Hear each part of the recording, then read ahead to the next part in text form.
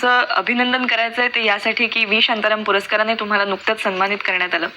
तर शांताराम बापूंबरोबर कधी काम करण्याचा अनुभव किंवा त्यांना भेटण्याचा योग कधी आला होता? नाही हा भेटण्याचा योग आला, पण काम करण्याचा योग त्यांच्यावर कधी तुम्ही त्यांच्या प्रोडक्शन हाऊसमध्ये त्यांच्या प्रोडक्शनमध्ये मी त्यांच्या बनवाबनवीमध्ये काम केले. नंतर बाळाचे बाप ब्रह्मचारी आहेत दुसऱ्यापैकी 2 पिक्चर मी केले त्यांच्यावर.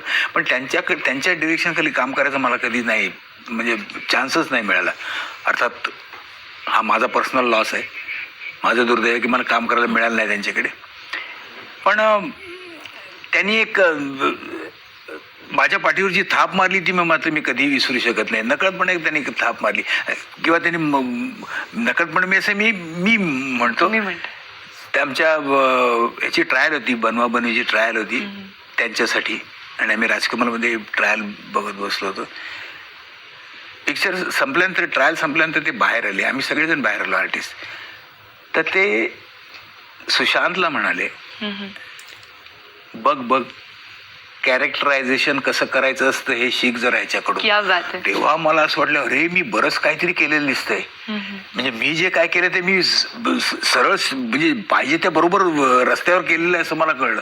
म्हणजे एवढी मोठी कॉम्प्लिमेंट म्हणजे खरंच नक्कीच. आणि एका अशा माणसाकडून अशी पसंतीची पावती मिळणं हा कुणासाठी फारच आनंदाचा भाग असणार.